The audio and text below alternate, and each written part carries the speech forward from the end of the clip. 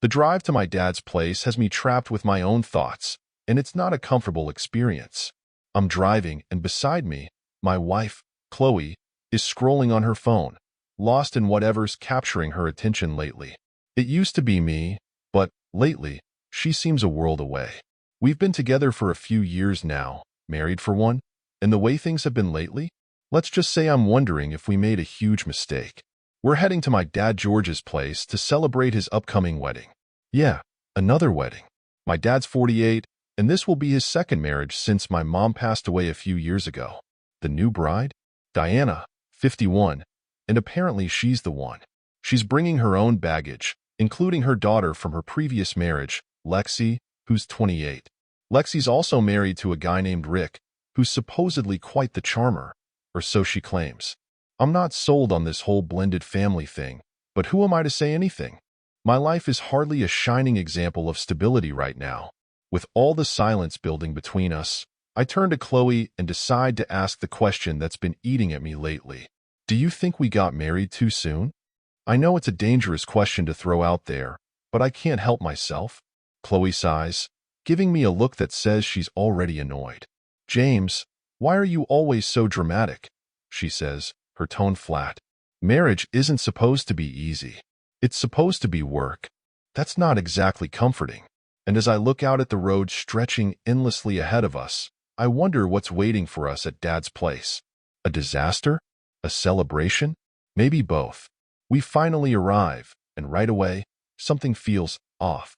George is putting on the whole excited groom routine, but it feels forced, like he's convincing himself this wedding's the best decision of his life. Diana's playing the perfect fiancée, all smiles and small talk, but she's eyeing my dad in a way that makes me uneasy. Then there's Lexi, Diana's daughter. She's acting like she'd rather be anywhere else, and her husband Rick? He's not even pretending to care about the people around him. He's glued to his phone, barely acknowledging anyone, even Lexi. Dinner that night is a train wreck of awkward silences and forced small talk. Chloe's trying her best to act like everything's fine, but I know her too well.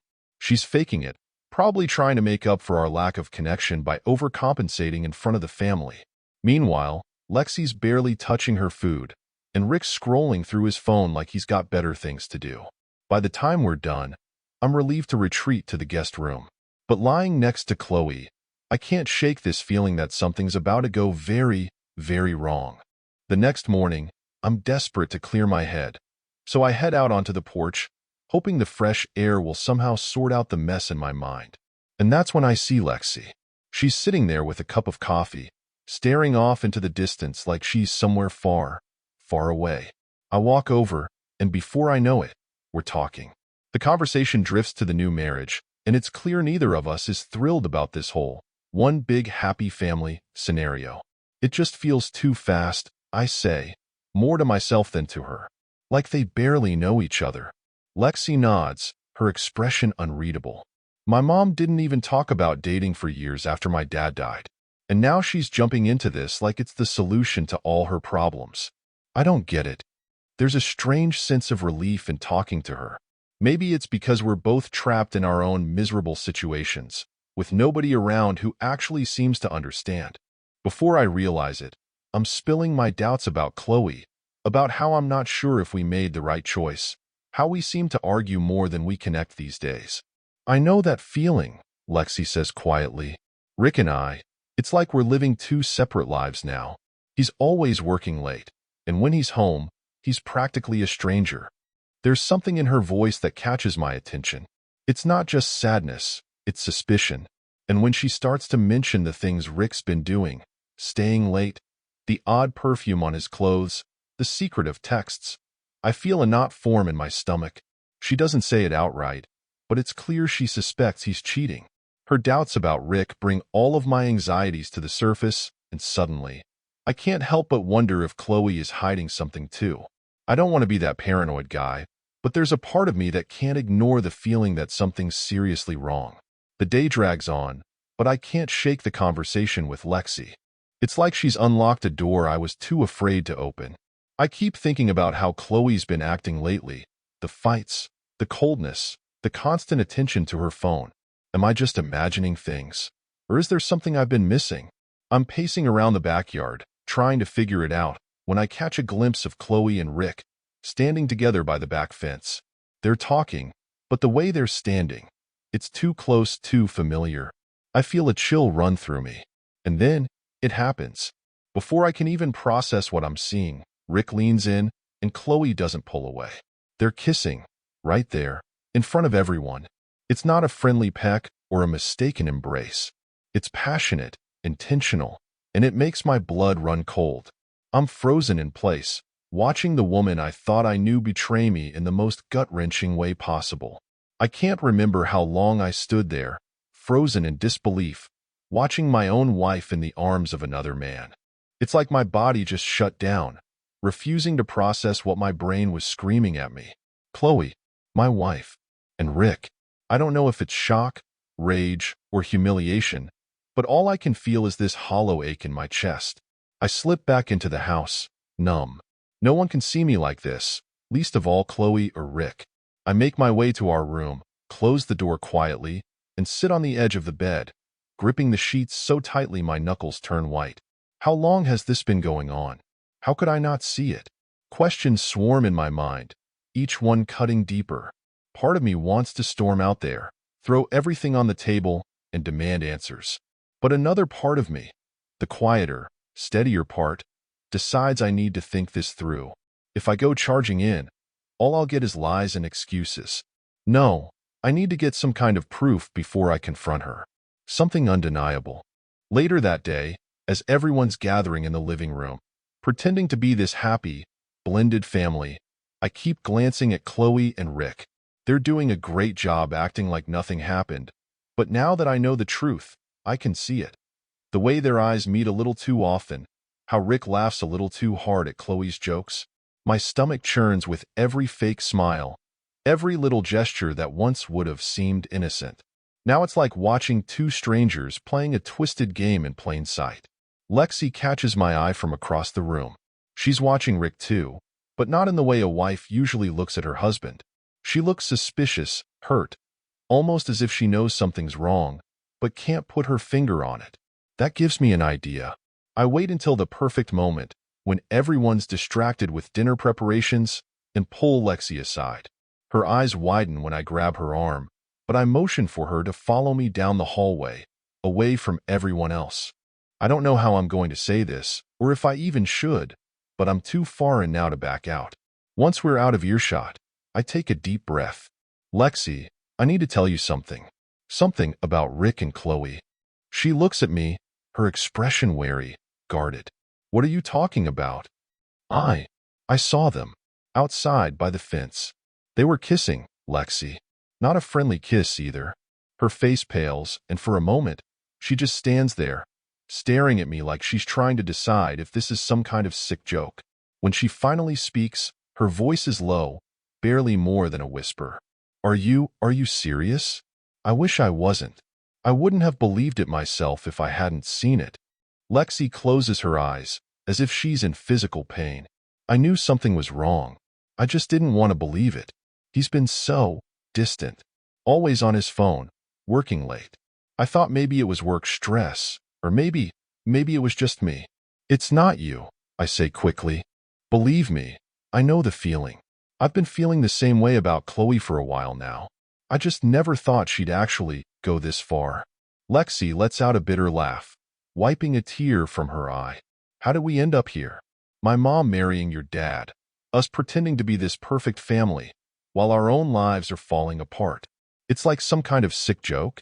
The rawness in her voice cuts through me. I never expected to find myself bonding with Lexi, of all people, over something like this. But here we are, standing in the shadows, united by betrayal. That night, I can't sleep. I lie there, staring at the ceiling, feeling the weight of everything I've learned pressing down on me. Next to me, Chloe's sleeping soundly, completely oblivious to the hell she's put me through. I have half a mind to wake her up, confront her, and demand answers. But I don't. Not yet. I need a plan, and I need proof. The next morning, I wake up early, slipping out of bed before Chloe even stirs. I'm on a mission now, and I'm not leaving here without answers. I decide to do something I never thought I'd do. I'm going to look through Chloe's phone. I find it lying on the kitchen counter where she left it charging overnight. I know her passcode. It's our wedding anniversary, which feels like a slap in the face now. I open it and go straight to her messages, searching for anything that will confirm what I saw. Sure enough, there's a message thread with Rick buried under a fake contact name. My heart pounds as I scroll through it, each message sinking me deeper into a reality I wish I didn't have to face. They've been meeting up, sneaking around behind our backs, for weeks, maybe longer. The messages are sickening. Last night was amazing. Can't wait to see you again. Miss you already. They're careless, blatant, as if they never thought anyone would find out. My hands are shaking, my vision blurring as I keep scrolling, piecing together the timeline of their affair. I screenshot everything, sending it to myself so I'll have it as proof. I don't know what I'll do with it yet, but I can't afford to go in empty-handed when this all comes to a head. Later that day, I finally pull Lexi aside again. I show her the messages, and as she reads through them, her face twists with a mix of rage and heartbreak. "So it's true," she says, her voice barely more than a whisper. "All this time, he was lying to me. I was right to be suspicious." We're both silent for a while, each lost in our own thoughts. Finally, Lexi looks at me, her eyes hardening. "They think they can do this to us, James? They think they can betray us and get away with it?" I nod, feeling that same anger bubbling up inside me. "They do. They thought we'd never find out. They thought we'd just keep playing our parts, like the idiots we were." Lexi takes a deep breath, her hands clenched at her sides. "Then maybe we shouldn't just take this lying down." I look at her, surprised. "What do you mean?" She meets my gaze, her eyes flashing with something I've never seen before. "I'm saying, if they can do this to us, maybe we should have a little revenge of our own." It takes me a second to fully grasp what she's suggesting, but as the reality of her words sinks in, I feel a strange mix of excitement and dread. This is dangerous territory, and part of me knows it could end in disaster. But another part of me, a darker, angrier part, is ready to burn it all down. And so, with a nod, I agree. The idea lingers between us, heavy and dangerous, like a secret we've decided to keep together. I don't know if it's the anger, the betrayal, or maybe just the thrill of doing something reckless and out of character. Whatever it is, Lexi and I are united in this twisted plan to take back control, to make Chloe and Rick feel even a fraction of what they've put us through. That night, after everyone's gone to bed, I make my way to the guest room where Lexi is staying. She opens the door almost immediately, like she was waiting for me. She doesn't say anything, just steps aside to let me in. The silence between us is thick, each of us caught in the mix of fury, hurt, and the strange excitement of doing something we both know is so wrong. "Are you sure you want to go through with this?" I ask, my voice barely above a whisper. Part of me is hoping she'll say no, that we'll stop before this gets any further. But Lexi's eyes are hard, determined. Why should they get to cheat, and we just take it? They've already burned our marriages to the ground. We might as well get something out of it. There's no stopping this now. The next morning, I wake up early, slipping out of Lexi's room just before dawn. As I tiptoe down the hall, the rush of adrenaline and guilt hits me like a tidal wave. I don't know if what we did was revenge or just another mistake in this mess of a family, but one thing is certain. I feel a strange satisfaction, like I've taken back a piece of myself. They'll gather in the living room for one final family moment before we go our separate ways. I catch Chloe glancing at her phone, her attention obviously somewhere else, maybe with Rick, planning their next rendezvous. I can't help but smirk, feeling like I'm watching the start of the end of this facade. Chloe notices my smile and raises an eyebrow, looking at me like I'm the one acting strange. "What's so funny?" she asks, her tone laced with irritation. "Nothing," I reply, forcing myself to keep a straight face. "Just thinking about how things change." She rolls her eyes and goes back to her phone, dismissing me. It's incredible, really, how blind she is to what's unfolding right in front of her. But I'm done explaining myself, done trying to salvage something that's been rotting from the inside out. A week later, we're back at home, and the reality of what happened is still fresh in my mind. I've been quiet, detached, and Chloe seems to notice.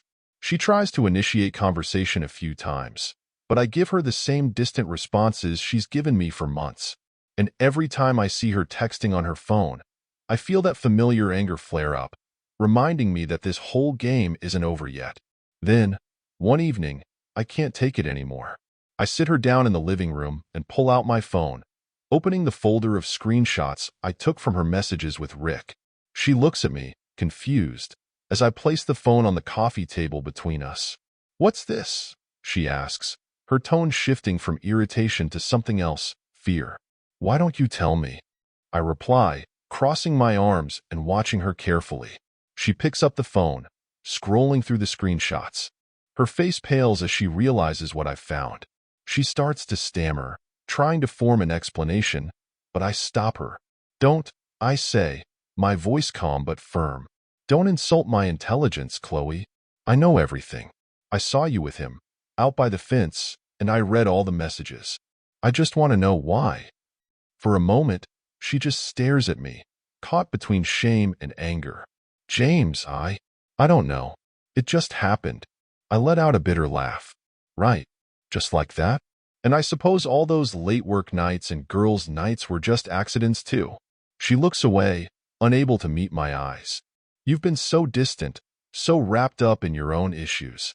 I didn't feel connected to you anymore." "Funny," I say, shaking my head, "because I could say the same about you. But you didn't see me running off with someone else the second things got tough." The silence between us stretches on, both of us realizing that any chance we had at fixing this marriage is gone. Chloe's face hardens, her expression shifting from guilt to defensiveness. "So, what now?" she finally asks. "I want a divorce," I say, the words feeling both final and freeing. "And don't expect any kind of pity from me. I'm done being your safety net while you run around doing whatever you want. If Rick is so important to you, go be with him.